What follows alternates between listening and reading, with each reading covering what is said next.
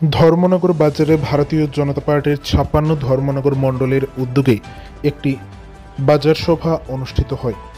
২৪শে মার্চ সোমবার রাত আনুমানিক ৮টা নাগাদ এমনই দৃশ্য পরিলক্ষিত হয় উত্তর ত্রিপুরা জেলার জেলা সদর ধর্মনগর শহরের ধর্মনগর বাজার এলাকায়।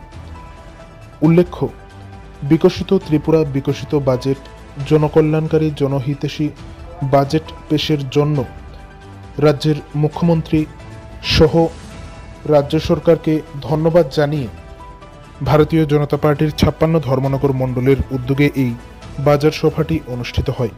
এতে উপস্থিত ছিলেন বিজেপির ধর্মনগর মণ্ডলের মণ্ডল সভাপতি শ্যামল নাথ, ধর্মনগর পুর পরিষদের চেয়ারপারসন মিতালি রানী দাস সেন, পুর পরিষদের ভাইস চেয়ারপারসন মঞ্জুনাথ মহোদয়া, বিজেপির উত্তর জেলার সাধারণ সম্পাদক জগৎজ্যোতি দেব, শ্রীপদ দাস সহ বিজেপির অন্যান্য কার্যকর্তাগণ ও নেতৃত্বগণ।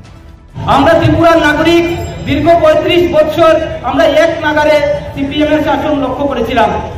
সিপিএম দীর্ঘ ৩৫ বছর শাসন করার পর লাস্ট ২০১৭ সালে যে বাজেট পেশ করেছিল, সেই বাজেটের পরিমাণ ছিল অর্থাৎ একটি অর্থবর্ষের জন্য অর্থাৎ ২০১৭-১৮ জন্য ফিনান্সিয়াল ইয়ারের জন্য যে বাজেট পেশ করেছিল ত্রিপুরা রাজ্যের, সেই বাজেট ছিল মাত্র ১৪,০০০ কোটি টাকা।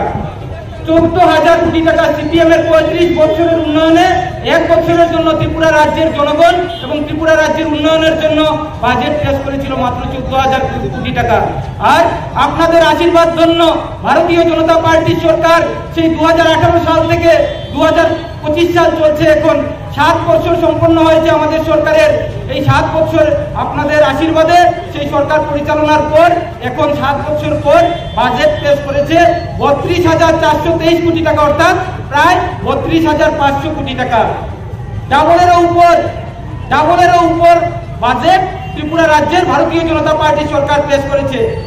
নিশ্চয়ই সেই সরকারের সেই ক্ষমতাটুকু আছে বলেই প্রায় ৩২,৫০০ টাকার বাজেট ত্রিপুরা রাজ্যের জনগণের উন্নয়নের কথা মাথায় রেখে সেটা জনগণ সম্মুখে এনেছে।